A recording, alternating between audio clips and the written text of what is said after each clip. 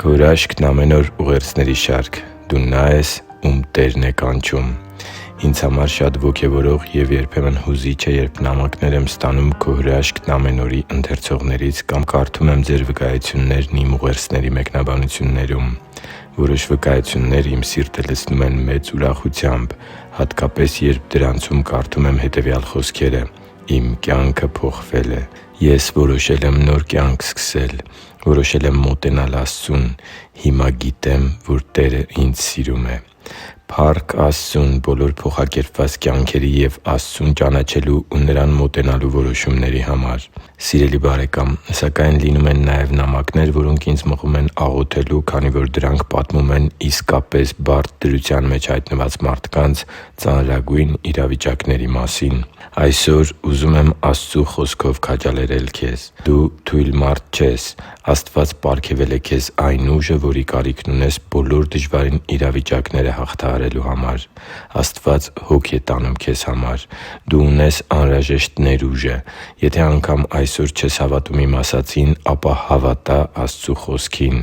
Եթե միայն փնտրես Աստծուն և Նրա կամքը, ապա այն ամենը, ինչն անհնարին է քեզ համար այսօր, շուտով հնարավոր է դառնալու, եթե քո ընթացքն անցնես ոչ թե միայնակ, այլ անհնարինը հնարավոր դարձնող Տիրոջ հետ։ Աստված Իր Հոգով, Իր ներկայությամբ, Իր կյանքով և Իր սիրով քո կողքին է։ Ես իմ ողջ էությամբ հավատում եմ, որ դու կարողանալու ես հաղթահարել քո առջև կանգնած խոչընդոտը։ Աստծու համար թանկ ու սիրելի՛ զավակ, քաջալերվի՛ր և աչքերդ ուղղի՛ր դեպի Տերը։ Իմ և քո Փրկիչը դեռ չի ասել Իր վերջին խոսքը։ Աստծու հավատարիմ զավակների համար մարդկայնորեն անհնարինի լուծումը Նրա ամենակարողության մեջ է։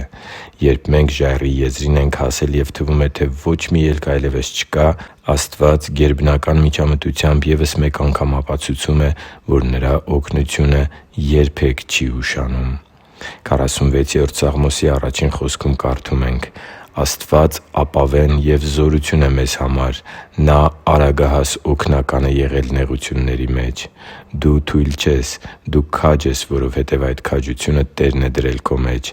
Ես գիտեմ դա և հավատում եմ դրան։ Չհավատա՛ս չարի ուղարկած կասկածի և անհավատության մտքերին։ Աստված մի օր ասաց մեծ դժվարությունների առաջ կանգնած Հեսուին.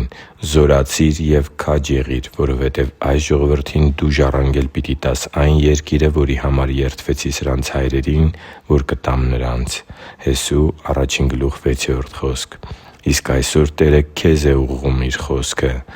«Զորացի՛ր և քաջ եղի՛ր, որովհետև ես քեզ կանչել եմ ինձ ծառայելու հատուկ առաքելությամբ»։ Դու պետք է շատերի համար հավատքի կյանքի ու նվիրվածության օրինակ դառնաս։ Քեզ նայելով, տեսնելով քո հավատքն ու քաջությունը, դժվարությունները հաղթահարելու քո զորությունն ու հավատարմությունը, նրանք հավատալու են ինձ և ընդունելու են իրենց համար պատրաստած իմ փրկությունը։ Զորացի՛ր և քաջ եղի՛ր։ Իսկ հիմա ե՛կ աղոթենք միասին այս կարճ աղոթքով. «Տե՛ր,